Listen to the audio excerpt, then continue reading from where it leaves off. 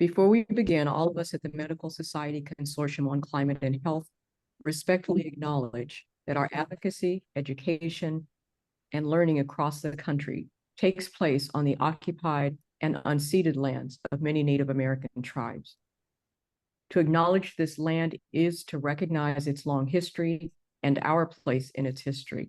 It is to recognize that these lands and waters and their significance for the peoples who lived and continue to live in this country and whose practices and spiritualities were, are, and shall always be tied to the land and the water.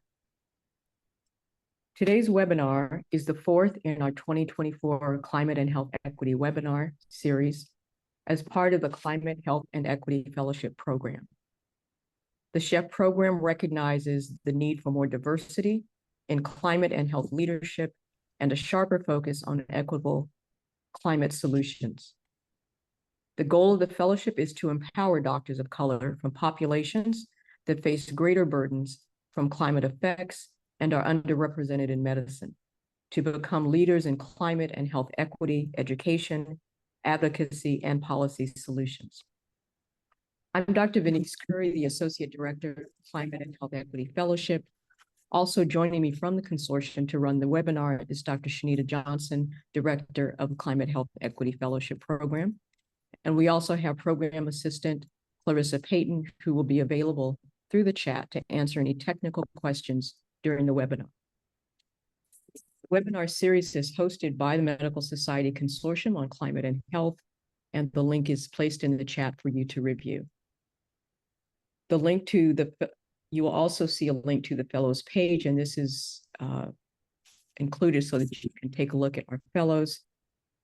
Our webinar is held for 1 hour on the second Friday of each month from 3 o'clock to 4 o'clock Eastern Standard Time. Today's webinar will be recorded and made available to you on our YouTube channel and website for future viewing as part of the Equity Resources page on the consortium's website. This year, we are excited to continue to offer our initiative of offering CME credit for our webinars, and we'll provide instructions on obtaining credit at the end of the webinar. Today's webinar is on healthy and nutritious food and how it has a pivotal impact on overall health. We want to understand the connection and the impacts of climate change on soil, plant health, and human health, and explore solutions to improve food quality and equitable access. All of these are crucial in the discussions about climate and health equity. Today, we are really honored to have Dr. Nicole Nunoo, a postdoctoral associate and transdisciplinary social scientist from the University of Georgia. She will be presenting her research on creating sustainable regional and national food systems through grassroots participation. We also have joining us Mr. Michael Carter Jr., who is a fifth-generation farmer from Carter, and he will discuss some regenerative farming practices with an African cultural perspective, and will share with us the role that he sees and envisions for medical professionals. Rather than using our time to provide further description of their impressive work, we will place their bios in the chat so that you have access. The general format for our webinar is that we will have 2 20-minute presentations, followed by 10 minutes of question and answers from our audience. We do ask that you put your comments, any links to any resources, or any recommendations, or any questions that you have into the chat at any time during the presentation, and we will get to as many questions as we can during the Q&A. We ask that you please keep yourself muted so we don't be interrupted by any background noise. And I'm happy to say welcome to Dr. Nunoo. We'll turn it over to you. You may begin. All right. Thank you so much. And can everybody hear me? Give me a thumbs up if you can. Okay. Excellent.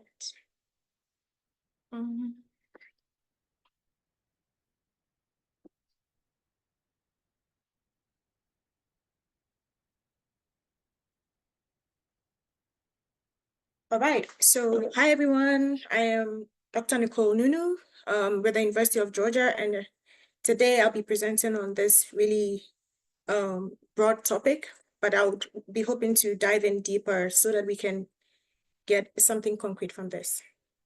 All right, so to start off, a bit of introduction about myself.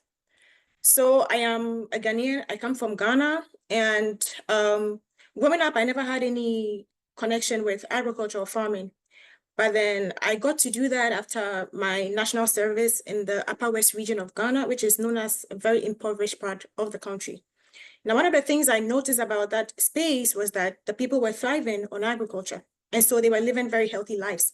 Although they were economically poor, they were healthy from the perspective of longevity. So you'd see 80, 90, 70-year-olds balancing firewood on their heads and walking long distances. And so to me, that was very interesting. I asked myself, so how do we say these people are poor when they are rich in health?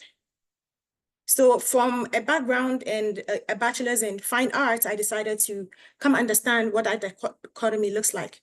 I came to get my master's in Tuskegee University, where again, I got the opportunity to work with Black farmers. And then again, I was thrown into this nuance of race in the US, something I did not know about. In Ghana, I was just a woman, a girl, just trying to go about my day. But the moment I came here, I had to check a box that says I'm Black.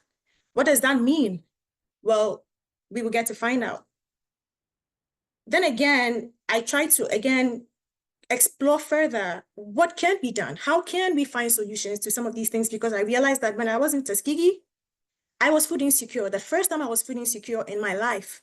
Although the narrative out there is people are starving in Africa, I was starving here in the US. And then also because of the racial issues within this culture, understanding that being Black and living in certain spaces would plunge me into food insecurity, I decided to explore what are Black farmers, what are the people who look like me, what are they doing out there? How are they helping to salvage the situation? And so I worked predominantly with a lot of Black farmers, Black farmer organizers in Virginia for my dissertation. Now, currently for my postdoc, what I am doing is I'm part of a project called the Precision Sustainable Agriculture Project. Now, what we're trying to do is to understand how climate smart agricultural practices can be used as a panacea or a response to climate change, because the issues we are facing currently are part and parcel of climate change. The climate is changing, and due to some human activities that are creating those. So from the researcher perspective, from the academic perspective, what are we doing? So my role in this particular project is to understand what are some of farmers' barriers, what are some of their challenges to adopting some of these climate smart practices, and also particularly for diversified growers, and then again for row crop farmers, how can they change their practices to ensure that we mitigate some of the issues with climate change, right? The impact of climate change. And so I'm particularly responsible for what is happening on the social science and economics aspect of this project, talking to farmers, understanding what are the barriers, what are some of the benefits of adopting certain climate smart agricultural practices. Now, I'm also part of another project, which is the Rodale Southern Piedmont Climate Smart Project. Now, the term climate smart is thrown around everywhere. Climate smart, climate smart. What does that mean? What does that look like? Right. And from a farmer's perspective, going into this work with farmers, trying to understand how do they see climate smart?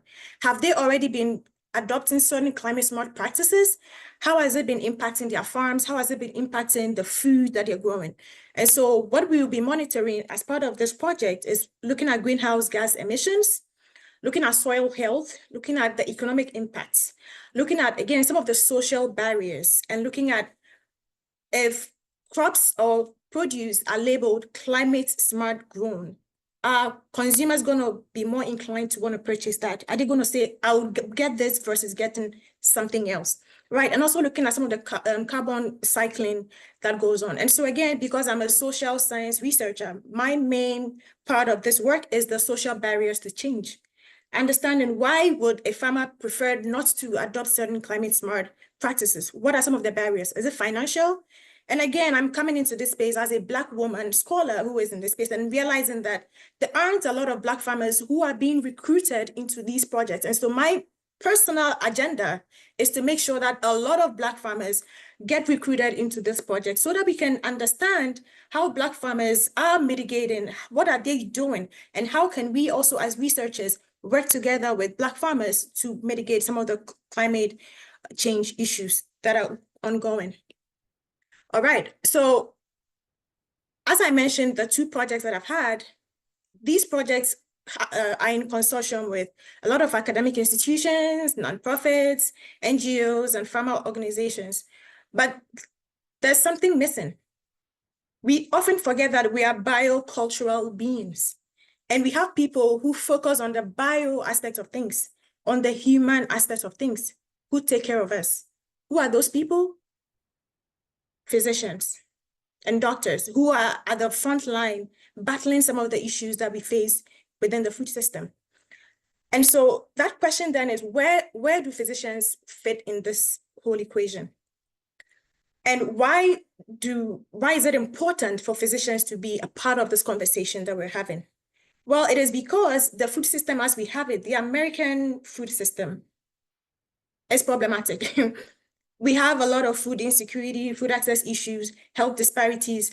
A lot of food-related health issues are prevalent, particularly among BIPOC communities. And if you couldn't tell, I'm Black. And so it means it's a problem. And because I like food, when you attack my food and I feel like no, I'm going to come after you because I love food. I want to live long. And so it's really a problem. And this problem has been categorized as a part of this corporatization of food, where food is seen as a privilege of the habits. Good food, healthy food is seen as a privilege. And so you're privileged to walk into the grocery store and buy organic, which is expensive.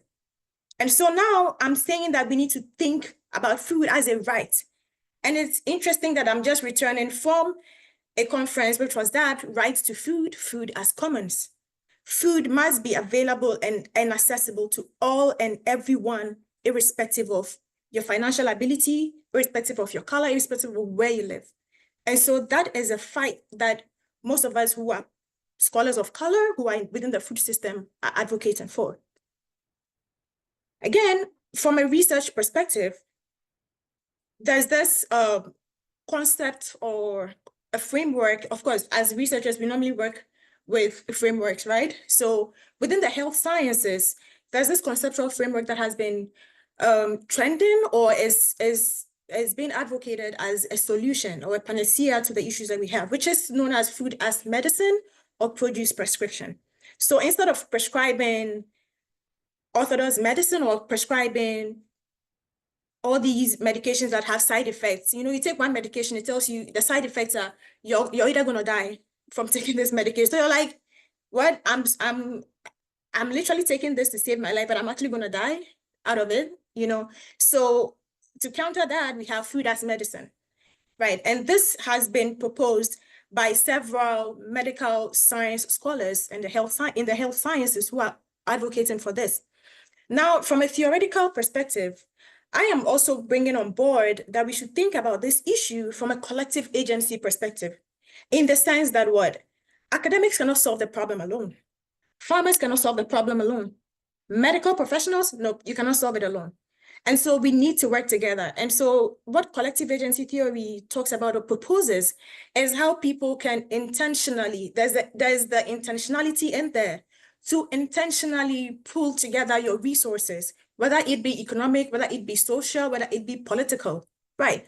Pull together those, your individual agency to come together to counter or to create a change within a system.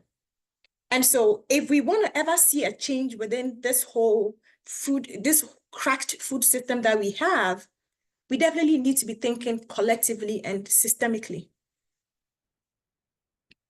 So again, if I were to be writing a proposal, right, submitting something to IRB and going through the whole process of research, a question I'd be asking would be, how can researchers, community organizers, and farmers bridge the health gap? Because again, like I mentioned earlier on, it is not a one size fits all. It is not up to one faction of people. It's not just up to farmers and community organizers. They are getting tired of having to community organize and do all these things themselves. And so how can we together, right, help to bridge the health gap that we're seeing, particularly among BIPOC communities? So delving deeper into what produce prescription or food as medicine talks about. I don't know how many of you have heard of it. I'm sure this is a USDA program that is available in several states. So it's a statewide program where eligible patients who have diet-related health risks and conditions are prescribed vegetables, fruits, things that would help them, right, fight whatever issues or whatever illnesses they're going through. And so if you did not have access to healthy foods, and that is a cause of a health issue you're having, then we prescribe food and make sure that you're able to assess how to cook the food. Because again, it's not just about providing the vegetables, it's about, I mean, the final consumption process, how the patient is going to eat that, right? And so making sure that you provide, the access all the way through. And so if you look at the diagram below here, it talks about the cycle that you have to go through, right? You have to be eligible for that. And again, for me, from a certain perspective, the eligibility, I'm always fighting against things about eligibility, because the moment we put in eligibility, then comes in discrimination, because then somebody can use something against you, just a clause, something very small, and be like, oh, you're not eligible. Meanwhile, probably you are very eligible. And so this is something that, even though I say this is a great program, it still needs to be evaluated, right, to ensure that there isn't any discrimination in there. And so this is the cycle that a program goes through. You're eligible, you become eligible, and then a healthcare provider refers you to a program and goes through all of this process. And then the most important aspect for me is the nutrition and culinary education, which is how to cook that meal to make sure that it is healthy and nutritious. It retains all the nutrients that it is supposed to have, right? And like I mentioned, most of these programs it's a national program, and so it's definitely found in most states here in the US. Now, if you know patients or you know somebody who is WIC eligible, they definitely will qualify for things like this. Now, from, again, social science perspective, there is this whole aspect around the shame in even being a WIC eligible person. I've seen a lot of people, a lot of pregnant women, a lot of women who have just had babies feel so shamed at the grocery store when they are going to just collect food or get their food. People look at them and like, why are you drawing us back? Why are you making the line? Like, you've got to hurry up. Just because what? Most of the time, certain sizes of a size of a milk, or this size of this, you have to get this quantity. There's so many restrictions just to eat healthy. Again, food must be seen as a right, not as a privilege. And so even though, again, like I said, I am proposing that this is a really great program, it needs to be evaluated to make sure that people feel comfortable assessing some of these programs. Okay.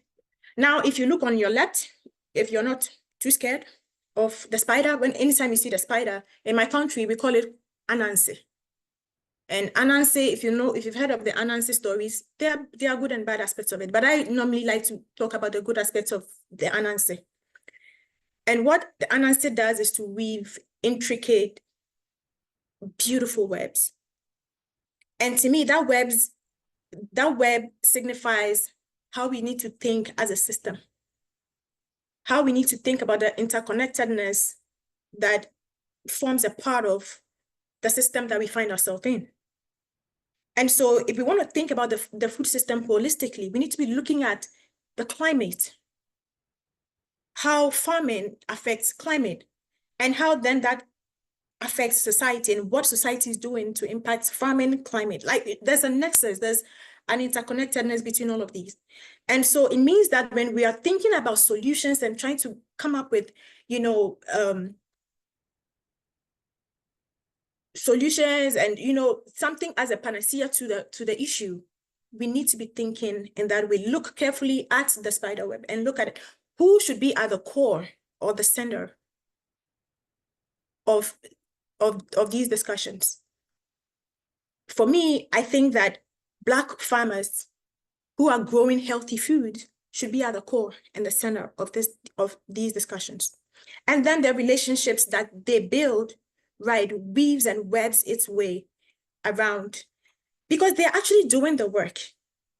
These are at the grassroots, they are the people at the grassroots level who are doing the work, who are growing healthy food to feed their communities. And so they need to be the pivotal and central point of everything that goes on. So again, I'm advocating for grassroots organizers to be at the forefront of a lot of these discussions that we have. Not only that, again, institutions, you don't just need to be an ivory tower that is of knowledge and just producing papers. No, come down and work together, right? And multi-sectoral, multi-agential partnerships, being open to understanding and learning from multiple agents, because again, we each have individual strengths. And so thinking from a multi-agential perspective is critical to solving the issues we have currently. Again, then we have our medical professionals, because you all are at the very final, you know, end of receiving patients who come in, then you're like, oh, I wish, I mean, there was something I could do besides cutting into you, opening you up. You know, I wish this thing could have, there's a different way we could make this work, right?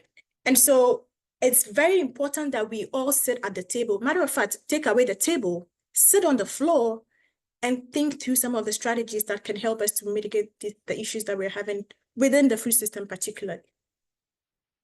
And so after laying all this foundation and talking about the problem and produce prescriptions and all of that, what then can we do? What is the call to action here? Now, for most of you here, I know you're mostly physicians, and there are some farmers also on the call here. So it is extremely important to build and connect with Black and BIPOC farmers as alliances. We cannot do without them. We cannot do without them. They have the answers.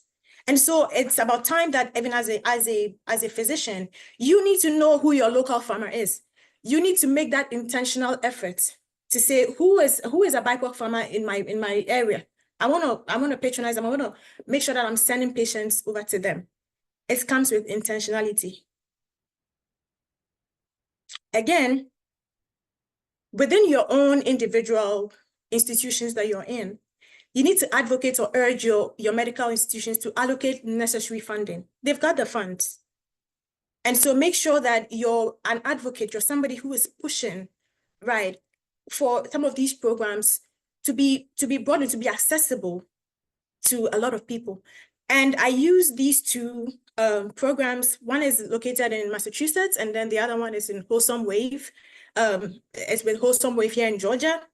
These are two programs that, to me, have set the standard so high in the sense that the way they go about serving their communities is to make sure that they are linking and connecting local farmers to patients. Not only that, sometimes the patients do not have the means to go pick up food. And so what they get these Uber Eats and Uber and things that can deliver, they go deliver the produce to the patients.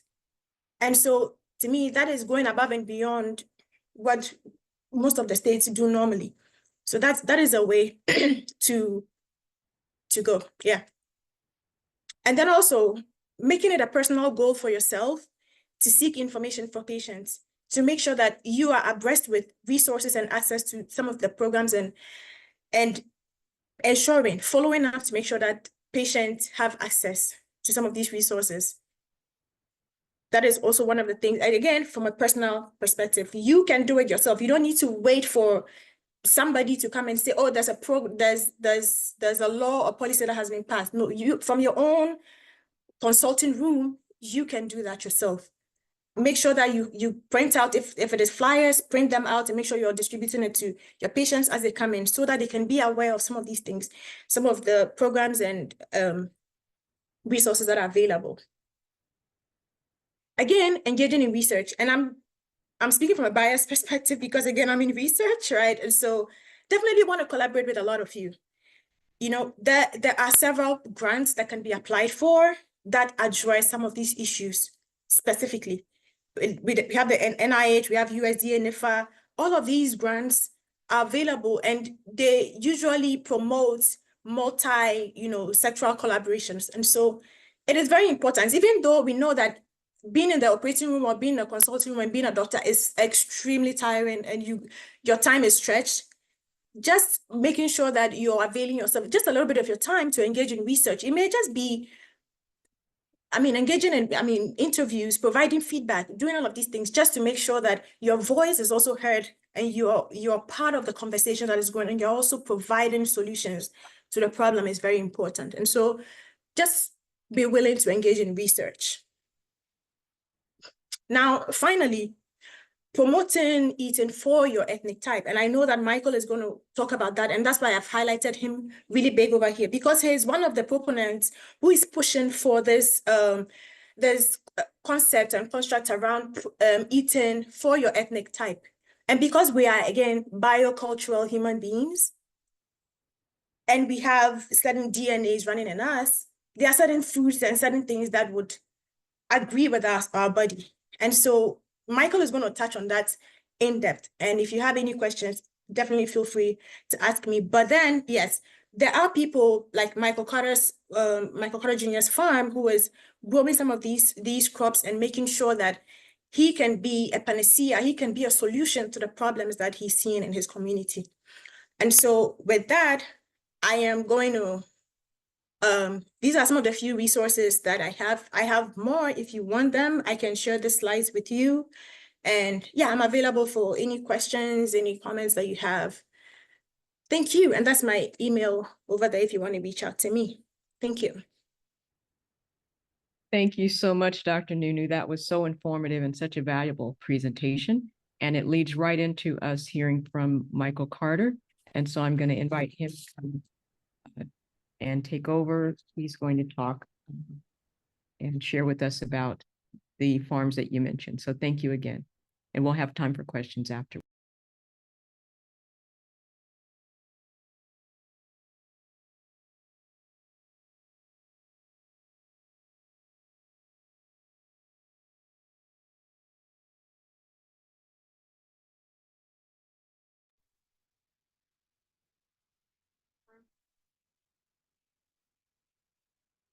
You're on mute right now.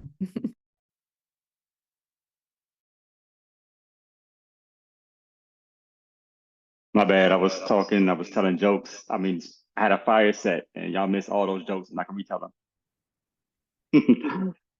How's everybody doing today? Good morning, good afternoon, good evening, wherever you are in the world right now. I am Michael Carter Jr. with Carter Farms and Agriculture. And we're going to talk a little bit about what we're doing on the farm and how we're doing things on the farm. I trust everybody can hear me okay now? Very good. Yes. So Climate and Health Equity Fellowships, I'm so happy to be with you all to kind of share a lot of the work you've been doing.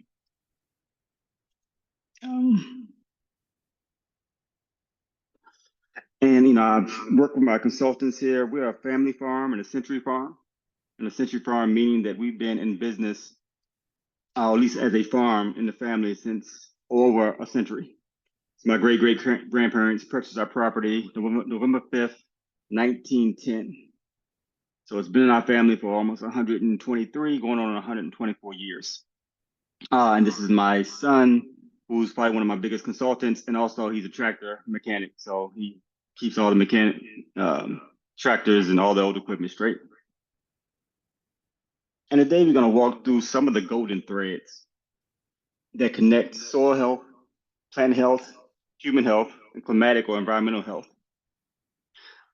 The golden threads are the threads that connect them all.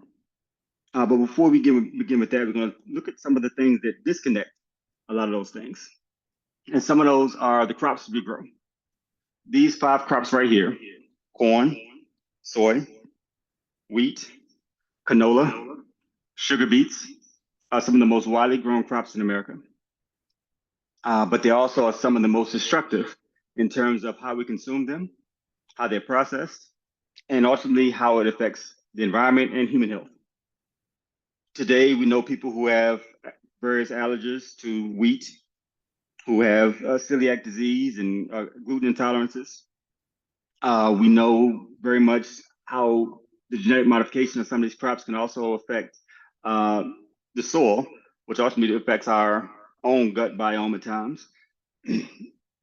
But how it affects the soil especially is rotation. Raise your hand if you're a doctor. I can't see you, but I'm gonna go ahead and assume that most of you all are doctors. If you have a very small doctor network or healthcare network, you don't get as much support. And with these 5 crops, they're plenty all around, but they don't get as much support in the ground, in the soil. In the soil, in the background there or the foreground there of that picture, you'll see soil. Soil is a living, breathing organism. And our bodies is very much like soil. Our bodies contain trillions of cells and bacteria and microorganisms, all these things working together to create who we are right now. And the same thing happens in the soil. So in the soil, when you have all these crops there, or these few crops, you have a monoculture. Because if you're doing just 1 or 2 or 3 crops and not having the natural crops around, what we term as the weeds, will kill the weeds to give these crops a lot more time to grow and a lot more support to grow. We lose a lot of the diversity. And when you lose diversity, you increase diseases because there's a natural correlation between soil health, human health, and environmental health. And the more diversity you have in soil health, the more diversity you have in your own cellular health, your own body health, the more diversity you have in the environment, you see a stronger health proponent. And these are some of the realities that we're facing presently. These 2 articles are from last Wednesday or Thursday. The first one to your right, the Axios article, is dangerous heat wave sweeping U.S. Southwest threatens to break more records. So there's a heat wave going on. And most of us are aware of climate change. And when I was growing up, it was called the greenhouse effect. But it was the idea that the earth is getting warmer. And most of us can attest to that even right now. It's a little warmer now, and it feels a little warmer now than what we used to be when we were younger. And the one to the right is from my hometown, Caroline County, Virginia. And this is in the, I know most of us don't get papers anymore, but this is in the paper. And it was just talking about the reality that this small town in central Virginia, Caroline plans to take up to 14 million gallons a day from a river, from the Rappahannock River, because the growth is increasing. And that subline says, turn toward the Rappahannock as population growth threatens to run the county dry. So we're seeing a decline in water because of overuse. And we're also seeing an increase in temperatures, which if you're growing vegetables, that's probably the worst thing you can possibly have happen to you. Because many of the crops that we grow are generally from Europe or the Mediterranean, where the temperatures are not as high and that they usually require a lot more water to sustain themselves. And we aren't studying our history and we aren't learning our history. And I think sometimes our history is challenged many times because of the politics now of education. We are doomed to repeat it. So if you can just picture back, I want you to close your eyes and think back 100 years ago. I think most of y'all were still living back in the 1920s. I know I was. And in 1924, 100 years ago, the Roaring Twenties was getting started around this time, 1924, 1925, driven by technologies and technological progress, which occurred right after a great pandemic, which is the Spanish flu pandemic that happened in 1918, 1919, and didn't end until about 1921. And then that was followed by a great agricultural disaster, what we know today as the Dust Bowl. And then following that was an economic depression, and following that was a world war. Now you fast forward to 2024, you could probably see the correlation.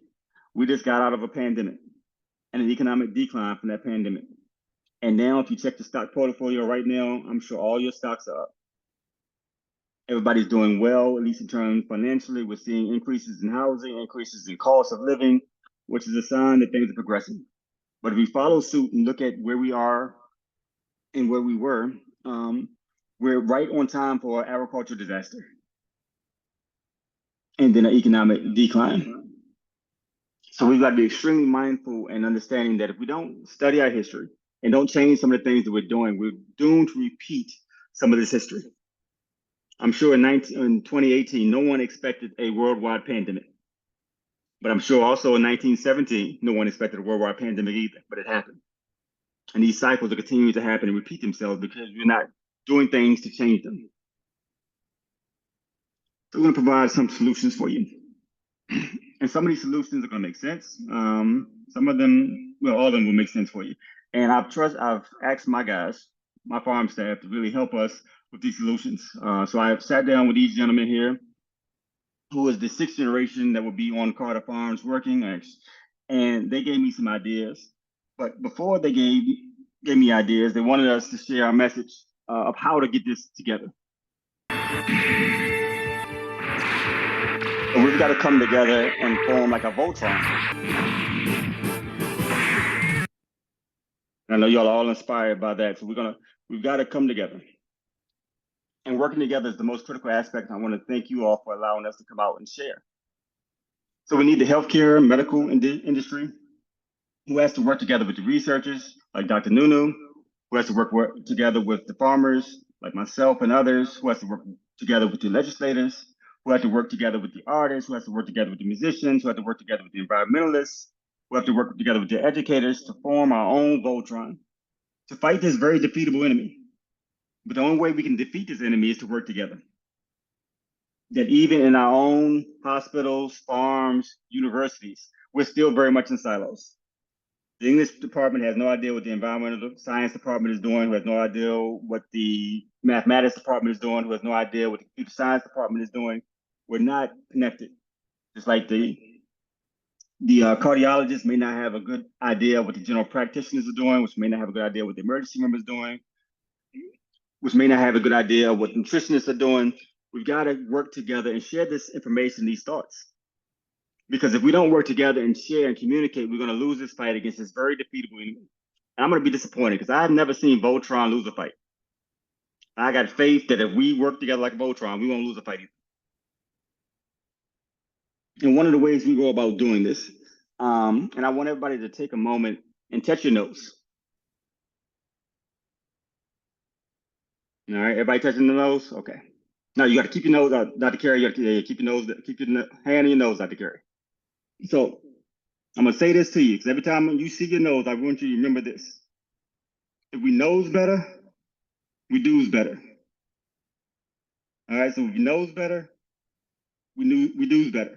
Say it with me. If I nose better, I do's better. All right. So we're gonna know better after this, or we're gonna nose better.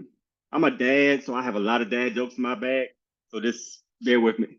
But some of the practices that we do at the farm are what are considered to be climate smart practices. We run a nonprofit called Agriculture. Agriculture deals with the practices, principles, plants, and people of African descent that's contribute to agriculture.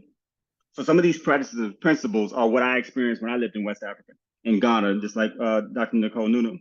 I spent about 5 years there working on farms throughout the country, as well as in Kenya and Benin, as well as Israel. And you study certain nuances and you actually I watched the people and individuals see how they work with nature. So one of the things that we're really big on is no-till. Now, no tilling up of the soil. That keeps the soil in place and it increases the amount of microorganisms in the soil. The second is crop rotations, companion planting. We utilize landscape fabric and other fabrics to keep the soil covered. Drip irrigation, solarization to kill back weeds on undesirable plants, mulching. And we do these things on the farm quite a lot. And with these practices, we're seeing some differences in in the output from the plants.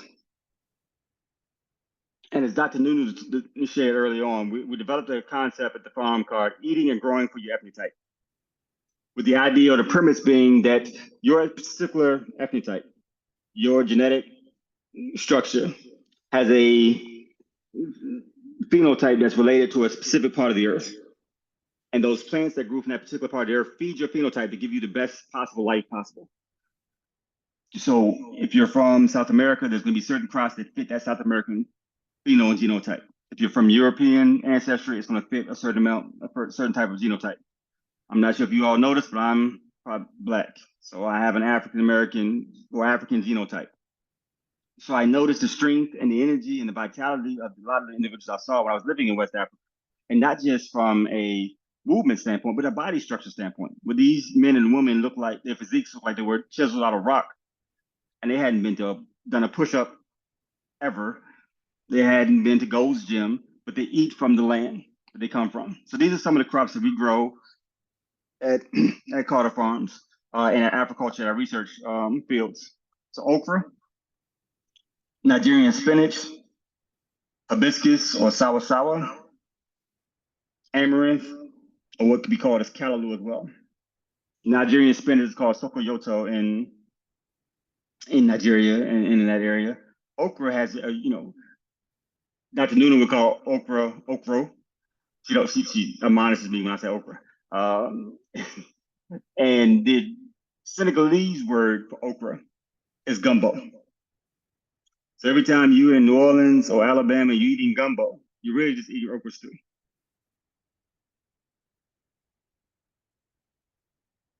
And I'm not sure if you all remember that scene in Black Panther. I recall growing up, well, last generation, I guess I'm part of that last generation, when we needed to gain strength and be healthy. The image we were shown was Popeye. And Popeye did what? Popeye ate spinach. And that made him strong immediately and allowed him to fight Brutus and defend the honor of olive oil.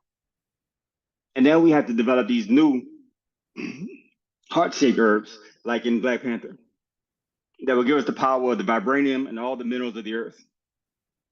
Because to make Black Panther, he had to consume that herb before he could be the Black Panther. So this is one of the heart-shaped herbs that we consume, and it's called taro, or cocoyam, or edo, or malenga, or poi, or inkatumari. Has probably 30 or 40 different names. All these crops that I showed you, the okra, the Nigerian spinach, amaranth, they have the ability to grow in high temperatures in terms of heat tolerance. They have a very high heat tolerance. They also don't require much water. In our fields, we water to get them germinated by hand, and after that, we don't water at all until it rains. So right now in Virginia, we're going through a little small drought of sorts, and it's probably going to only get worse. And we're going to see how these plants do in their performance. And historically, they've done very well and still maintaining themselves, being drought resistant, dealing with the high heat, but also being insect tolerant, and also having a high level of nutrients still in them, despite not having the water accessibility that they may be used to or we're used to in modern agriculture. So we've done a comparative study between Nigerian spinach and what we know as kale, which is a traditional kale. Kale is considered one of those superfoods.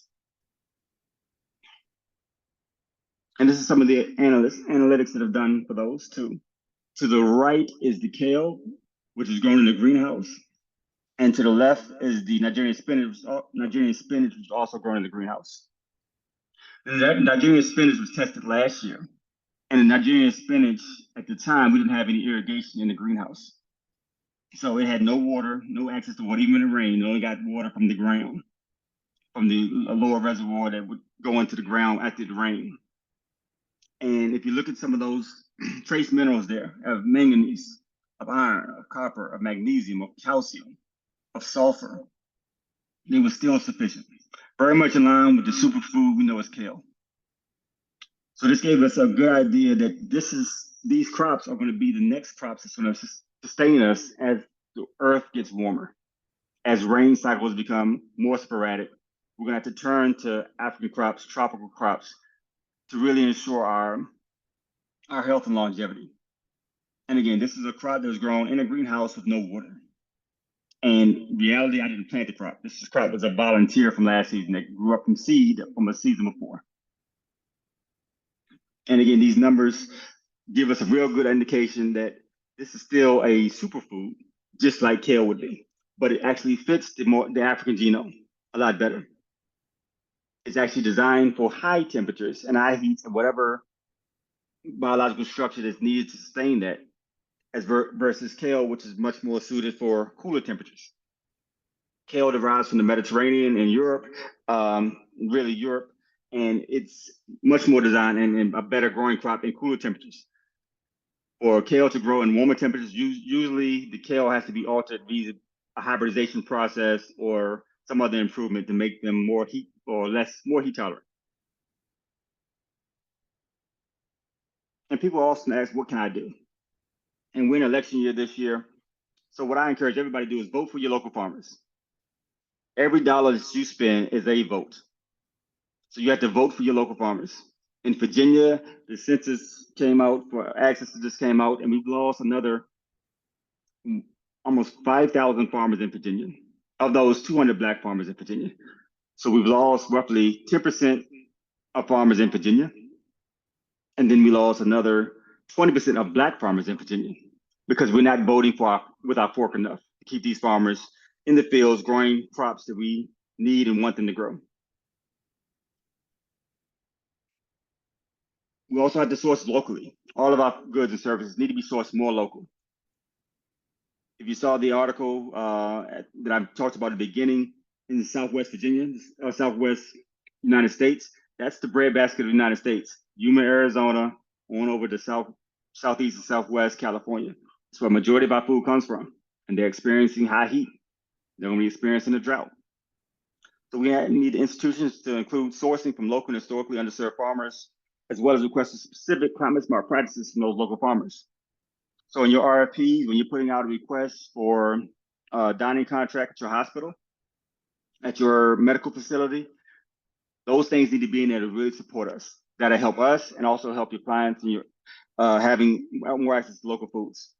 As Dr. Nunoo mentioned as well, prescription programs are outstanding. They provide access and credibility to what we're growing. I was told at a very young age that farmers were the first doctors, that if you eat properly from locally grown, what we would term now as organically produced foods, visits to the doctor are minimized. Health can be restored a lot sooner. So we've got to do what we can, where we can, how we can to support these farmers. Dr. Booker T. Washington, in his 1899 address at the Atlanta World Fair, talked about casting down your buckets where you are, because people always want to know, how can I help? And all you gotta do is cast down your buckets where you are, whatever you're doing, whatever area you can do. I know everybody on this call eats. I'm gonna dare say you're probably gonna eat today, you're gonna eat tomorrow, and you'll eat a lot more throughout life. So make sure you cast down the buckets where you are to make it viable for you. These are some resources for finding Black farmers. Our Republic is a good one. It covers the entire United States. There's the Virginia Black Farmer Directory, and some of these other ones as well, which allow you to find local farmers and Black farmers. And as we know, growing is half the battle. So help us grow. Please contact us at learnagriculture.com/contact. We can talk about ways that we can continue to work together and grow together. Thank you for you all's time, and I look forward to entertaining any questions you may have, and my contact information is right here. Thank you so much for that interesting and really thought-provoking presentation. We want to take questions from the audience. I remind you that if you type your questions into the chat box, we'll get to as many as we can.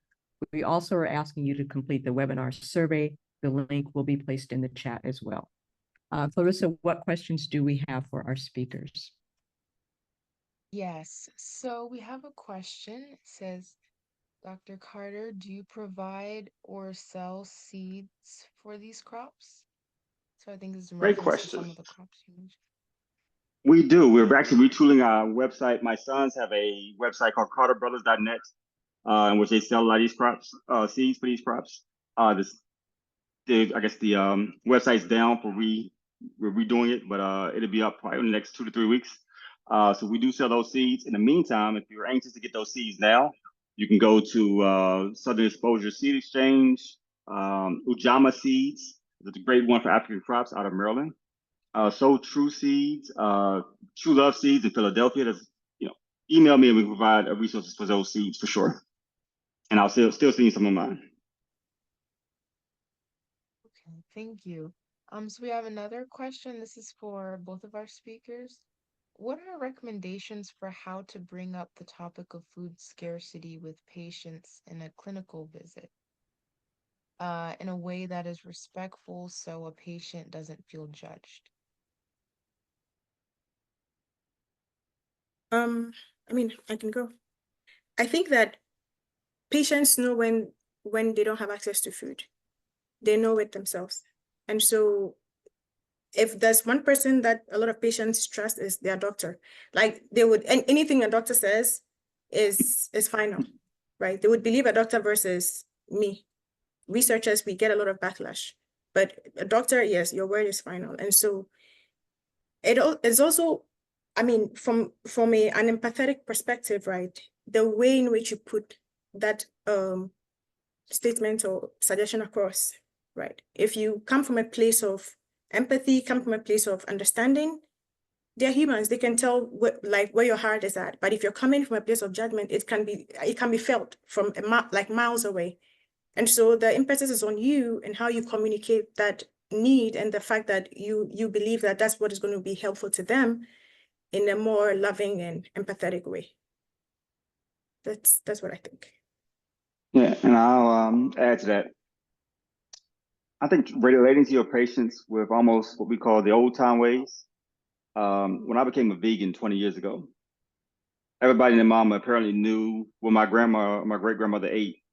And she ate the pig, she ate the chicken, she had all that. And they told me that in terms of it prolonged their life. But it also, as I looked at their lifestyle when I remember, they ate a lot of vegetables from the land, from gardens. Meat was usually preserved for, usually Sundays, Saturdays, big events. So, and their lifestyle. And I think a lot of times when we talk about prescribing, not just medicine, but you got to add the lifestyle to it. It's not just the African American food way, it was the African American lifestyle of going around and making sure that you're exercising, making sure you're walking to get those things, making sure you're taking those flights of stairs to burn those calories. They go hand in hand. You can be a vegan and get all the vegan processed stuff and still gain 40 pounds by being unhealthy because you haven't done the complete lifestyle. And I think sometimes the best way to explain to people is to just be straight that there is no magic pill. There's a magic lifestyle though, that you can adopt and incorporate in your life to change those things. And it's going to be a gradual thing. Don't expect that you take that pill and it's going to be like Ozempic and you're going to lose 20 pounds in 6 minutes. Not happening. But if you do the lifestyle, you're going to be extremely fortunate and you'll see differences over time. The more you engage in it. Thank you. So there's another question. I think we might have time for maybe one or two more. How has the Inflation Reduction Act's discrimination financial assistance impacted the Black farmers? Great question. Thank you, Dr. Curley. It's the acts that were supposed to help with Black farmers were great. We advised on some of those early talks in 2018, 2019 with various presidential candidates, Dr. Cory Booker or Mr. Cory Booker and a few others that actually turned into a law or an act. However, it's been a lot of challenges in terms of getting access to the funds. That there was a lawsuit that was created to stop Black farmers from having debt, and not just Black farmers. And I'm gonna turn this back. The way this was done was it's supposed to help Black farmers. That's the way it was marketed and presented. But the reality was it was helping socially disadvantaged farmers, which is everyone except a white male farmer that's not a military veteran. And out of those realities, we were the number 3 category of farmers. The number 1 category is Indigenous Americans. Number 2 category is Hispanic Americans. But number 3 category was Black farmers. But the marketing and whether you on Fox News or CNN or NBC, it was always Black farmers, Black farmers, Black farmers. And we haven't received a lot. There's been some financial benefits. There's been some debt relief things that's been done to reduce the debts, but there's still a lot of farmers carrying those debts. There's been a lot more programs across the board that doesn't specifically point out Black farmers, but again, socially disadvantaged farmers. So there's more funding for what's called EQUIP programs through NRCS. There's more funding for various other conservation programs for socially disadvantaged and now historically underserved farmers. And these are all farmers that are not white males who served in the military. So there's more money for those things, there's more programs, there's more grants. And I am a beneficiary of some of those things. And we try to be like Robin Hood and get those resources and then give them back out to our farmers. Don't tell nobody I said that though. Okay, thank you so much. Unfortunately, I think we're out of time for questions, so I will turn it back over to Dr. Curry. I know that the discussion could continue for much longer, but we do need to wrap up. I'd like to thank both of our speakers.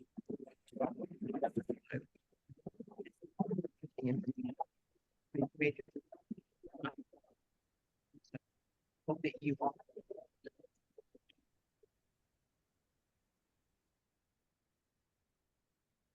is next month on July 12th, and we'll cover the political determinants of health. Before you leave, we ask you to take a moment to complete the webinar survey if you haven't already. And again, the link is in the chat. As announced at the start of the webinar, we are pleased to offer CME credit for this webinar, and to claim your CME credit, we ask that you please follow the link in the chat, or there will be a QR code that you can scan and just simply follow the directions for that. Today's activity code to claim CME credit is 13168. This really concludes our session. We do hope that you have a great day, that you will take this information and continue to share it. And we thank again our speakers for joining us and for their excellent presentations. Thank you all.